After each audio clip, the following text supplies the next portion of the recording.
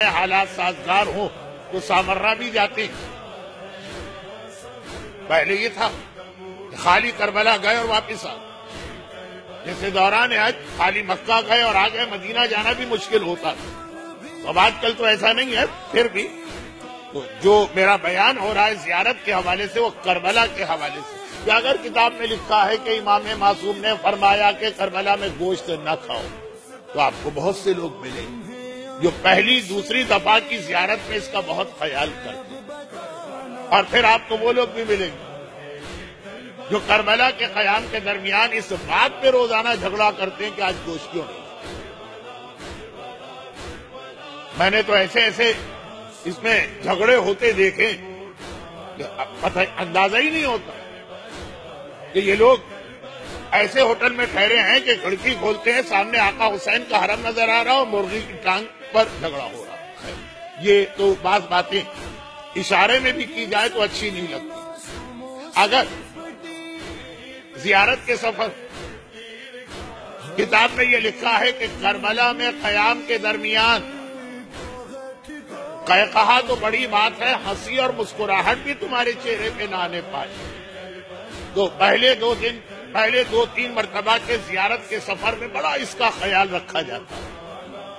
اور اس کے بعد یہ حالت ہوتی ہے کہ ذریعہ امام کے سامنے ہے، تب بھی کہے چل رہے ہوتے آپس میں ہنسی مذاق، اور جو نہ وہ انتہا اسلام چاہتا تھا اور نہ یہ والی انتہا، اور اس کے لیے جو خاص ہمیں اصول بتایا گیا کہ زیارت کم کرو۔ اب کم سے مطلب یہ نہیں ہے کہ زیارت پہ نہ جاؤ، کم سے وہ مطلب ہے کہ جو میں ہر سال جہاں 40 کے قریب مجلس پڑھتا ہوں لوگوں کو یاد دلاتا ہوں، یہاں جو کہ کئی سال بعد آیا موقع، اس لیے کافی سال پہلے وہ حدیث پڑھی تھی، لیکن چھوٹی سی حدیث، اور یہ زیارت کا عنوان اب میں مکمل کر رہا ہوں۔ باتیں تو بہت ساری ہیں، پورا ایک اشرا امام بارگاہ علی رضا خالی زیارت کے عنوان سے پڑھ چکا ہوں، لیکن بس یہ آخری کہ امام معصوم نے راوی سے گرچہ مکے کے بارے میں یہ کہا، لیکن اصول ہر قابل احترام جگہ کی زیارت کے لیے، اور امام نے راوی سے کہا کہ جیسے ہی حج مکمل ہو جتنا جلدی ہو سکے واپسی کا سفر اختیار کرو، مکے میں زیادہ دیر نہ رہنا۔ اب باہر سے آنے والوں کے لیے واپسی اپنے اختیار میں نہیں ہوتی، لیکن یہ ہے کہ جتنا جلدی ہو سکے۔ راوی نے چوک کے کہا مولا میں تو اس کو غنیمت سمجھ رہا ہوں، جتنا زیادہ وقت مجھے یہاں پہ مل رہا، جتنی زیادہ سانسیں مجھے مکے کی فضا میں لینے کا موقع مل رہا، جتنی مرتبہ مجھے خانہ کعبہ کی زیارت کا ثواب مل رہا، جتنی مرتبہ مجھے دعا قبولیت کی جگہوں پہ جانے کا موقع مل رہا۔ امام نے کہا حج سے پہلے صحیح، حج کے بعد، اور پھر خالی ایک جملہ میں اس کی تشریح بھی نہیں کرنا چاہتا کیونکہ وہ جملہ خود اتنا واضح اور مکمل، کہا کہ حج کے بعد تم کعبے کے احترام کو باقی نہیں رکھ سکو گے، کعبے کا احترام زیادہ ضروری، کعبے کی فضا میں سانس لینے یا کعبے کی زیارت کرنے اور یا کعبے پہ دعا کرنے، اس سے زیادہ ضروری ہے احترام کعبے۔ اور دیکھیے اسی کی ایک چھوٹی سی میں مثال آپ کو وہ دے دوں جو میں اکثر یہ مثال بھی دیتا رہتا ہوں، اور وہ یہ ہے کہ میں بات کعبے کے حوالے سے کر رہا ہوں کیونکہ بعض وجوہات کی بنا پر یہ حدیثیں میں کربلا کے حوالے سے بیان نہیں کرنا چاہتا، کسی کے ذہن میں خیال آئے گا کہ یہ توہین ہو رہی ہے یا زری کی توہین کی جا رہی ہے یا روضے۔ جب مکہ جانے والے لوگ ہر وقت ذہن میں خیال ہوتا ہے کہ جب جائیں گے تو کعبے کو دیکھتے پہلی دعا یہ مانگیں گے۔ آج کل یہ مسئلہ اتنا مشہور ہے کہ مجھے اس کی تفصیل بیان کرنے کی ضرورت ہے۔ مشہور یہ ہے کہ خانہ کعبہ کو دیکھتے ہی پہلی دعا جو مانگی جائے گی قبول، اور یہ لوگ پہلے سے تیاری کر کے آتے ہیں، اور بعض اوقات تو بڑی چالاکی کا کام کر کے اللہ سے دعا مانگنا چاہتے ہیں۔ وہ چیزوں کی تفصیل میں تو پھسل جاؤں گا موضوع سے، اور اب تو وہ تقاریر ہے کہ آپ پرانے موضوعات کو مکمل کرنا، پرانے کا مطلب اسی 8 دن تو اب یہ ہے کہ باقاعدہ ذہن تیار کر کے آتے ہیں، اور اگر کوئی بھول بھی جائے تو چونکہ آج کل اکیلا تو کوئی آدمی حج پہ جا نہیں سکتا، تو قافلہ بھی اپنے ہوٹل سے چلتے وقت یاد دلاتا ہے، ذہن تیار کر لیجئے، سوچ لیجئے۔ بالکل یہی حدیث اگر باپ اور ماں کے بارے میں آئی کہ باپ یا ماں کے چہرے کی زیارت کر کے جو دعا مانگو گے فوراً وہ دعا قبول، ادھر کیوں توجہ نہیں، ادھر کیوں اتنا جذبہ نہیں، ادھر آدمی اس طرح کیوں نہیں تڑپ کے سوچتا ہے کہ جا رہا ہوں ماں کے چہرے کو دیکھوں گا اور یہ دعا مانگوں گا، کعبے کے لیے کیوں ہے؟ فرق وہی کہ ماں اور باپ روزانہ کی چیز، دن میں 10 مرتبہ کی بھی چیزیں اگر آپ کے ساتھ رہ رہے ہیں یا آپ ان کے ساتھ رہ رہے ہیں، نہ وہ احترام رہا، نہ وہ خیال رہا، نہ وہ عظمت رہی، جبکہ حدیث بالکل برابر کی ہے۔ بلکہ ایک جملہ میں بڑھا دوں تو غلط نہ ہوگا، بلکہ کعبے کو دیکھتے ہی پہلی دعا والی حدیث تو شاید ہے بھی نہیں، والدین کے چہرے کو دیکھ کر دعا مانگنا، اس کی تو اتنی معتبر حدیث ہے کہ یہاں تک سلسلہ آگے بڑھا کے والدین مر بھی چکے ہیں تو یہی فضیلت ان کی قبر کی مٹی کی بھی ہوگی۔ والدین کا چہرہ تو دور، وہ مٹی کو تم نے دیکھا جس کے اندر پتہ نہیں منو مٹی کے نیچے باپ یا ماں دفن ہے، اس مٹی کی یہ خاصیت، باپ یا ماں کی قبر پہ جا کے جو دعا مانگو فوراً قبول۔ تو خیر یہ تو ایک الگ موضوع ہے بچوں کو یاد دلانا کہ باپ اور ماں کا احترام کتنا ہے،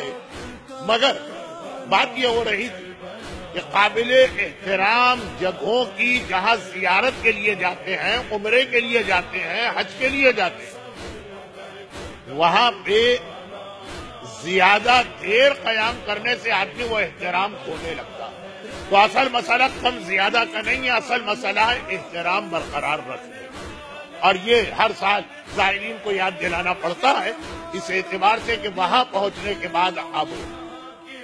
اتنی زیارتیں تقریباً ہر آدمی نے کر لی، اب تو جو بھی قافلے جائیں گے مشکل سے 10% ایسے لوگ ملیں گے جو پہلی بار زیارت میں جا رہے ہیں، 10 بار گیا ہے، کوئی 8 بار گیا ہے، کوئی 6 بار گیا ہے، اور وہی انداز وہاں پہ نظر بھی آتا ہے۔ یہ تو کہ 3 دن زیارت کا بیان تھا، اس سے متعلقہ بات تھی، اور ہمارا جو آج کا موضوع آگے چل کے آ رہا ہے اس میں نماز کے ساتھ اس کا بھی تذکرہ ہونا ہے، تو اس کی ایک تمہید ہو گئی۔ اصل بات یہ ہو رہی ہے، اب دیکھیں زیارت کے حوالے سے ہی میں اپنے اصل موضوع پہ آ رہا ہوں، ربط دے کے آ رہا ہوں، اور وہ یہ زوار آئے ہیں بڑے شور و شین سے، ایمان لپٹ کے رہ گیا قبر حسین سے۔ مشیر لکھنوی کا بہت مشہور شعر، ضمیر کے مشہور شاگردوں میں ایک، اور اپنی ایک خاص فیلڈ کے بڑے ماہر تھے۔ اس طرف میں جانا نہیں چاہ رہا کہ کیا فیلڈ ہے، لیکن یہ آج کا شعر نہیں، یہ کوئی 8-10 سال پہلے کی بات نہیں بیان کر رہے ہیں، یہ چلے کوئی 50 سال پہلے کی بات بھی نہیں بیان کر رہے ہیں، یہ تقریباً 150 سال یا 250 سال پرانا شعر۔ 150 سال پہلے عقیدت زیادہ، 150 سال پہلے احترام زیادہ، گرچہ وہ احترام کچھ زیادہ ہی تھا جو اسلام نے بیان بھی نہیں کیا، بہت زیادہ احترام ہوتا تھا مقدس جگہوں کا۔ مثلا آپ میں سے کچھ کو تو ابھی 50 سال پہلے کا بھی ماحول یاد ہوگا کہ نظر و نیاز کو چکھنے کے بعد ہاتھ آپ بیسن میں نہیں دھو سکتے، آپ کو کیاری تک جانا پڑتا ہوگا ہاتھ دھونے کے لیے۔ یہ صرف 40-50 سال پہلے کی بات، بلکہ شاید 30 سال پہلے کی بات۔ وہ احترام آپ کو یاد ہوتا ہوگا کہ اگر آپ کے یہاں 22 رجب کی نیاز ہے تو نہ کہیں سے ٹکے آئیں گے، نہ کہیں سے کباب آئے گی، نہ کہیں سے نہاری آئے گی، نہ کہیں سے کڑھائی آئے گی، سب گھر میں پکے گی، حتیٰ مٹھائی تک گھر میں بنائی جائے گی، پاکیزگی کے خیال کہ وہاں پتہ نہیں کون بنانے والے ہیں، یہ چیزیں ہم نے نہیں دیکھا۔ مسلمان کے ہاتھ کی چیز پاک ہے، لیکن احترام کی بات میں کر رہا ہوں۔ خواتین تک جو ویسے بہت سارے واجب غسل کرتی بھی نہیں ہیں، لیکن یہ خاص رات کو نہا کے یا صبح نہا کے ساتھ آپ نے یہ بھی دیکھا ہوگا کورے برتن منگوائے جاتے تھے مٹی کے، کہ نہیں وہ استعمال شدہ برتن دھوئے ہوئے ہیں، پر پانی سے دھوئے ہوئے ہیں، پاک برتن، لیکن بس وہ احترام کے تقاضے۔ اور یہ 50 سال پہلے یا 40 سال پہلے کی بات، 150 साल पहले तो एहतराम और ज्यादा, उस वक्त भी जायरीन जियारत करके आ रहे हैं। जब जियारत करना इतना आसान नहीं था कि आपने इधर टिकट कटाया और 1.5 घंटे में मालूम आप पहुंच, महीनों की सऊबत बर्दाश्त करके आते हैं। तभी तो वो रिवायतें आती है कि जायरीन के कदमों से उठने वाली मिट्टी गुनाहगारों पे पड़ती है तो उनमें से कितने लोगों के गुनाह माफ हो जाते हैं। वो इतनी जहमत उठा के जाते हैं, वो जो जहमतें थी वो वाले जाहिर और मुशीर लखनवी ने इतने वाकयात देखे। और ये एहतराम के हवाले से लखनऊ में ज्यादा कुछ एहतराम, तो शेर भी लखनऊ का, जुवार आए हैं बड़े शोर शहन से, ईमान लिपट के रह गया कब्र हुसैन से। जिस हालत में गए थे उससे खराब हालत में वापस आ गए। ईमान को वहीं छोड़ लेके गए थे, वहीं छोड़ के आ गए। ईमान कब मोमिन से अलग हो जाता है, ये कल रात की मजलिस। और जियारत के हवाले से मुशीर लखनवी का पैगाम, मैं इस पर ज्यादा बात नहीं करना चाहता हूँ, एक पूरा अचरा पढ़ भी चुका हूँ और मौजू बिल्कुल बदल भी जाएगा। और मेरी मालूमात के मुताबिक जाने वाले ज़ायरीन एक कसीर तादाद में अब चले भी गए, लेकिन रब्त वहां से मिलाना है कि जियारत जैसा अहम फरीजा वो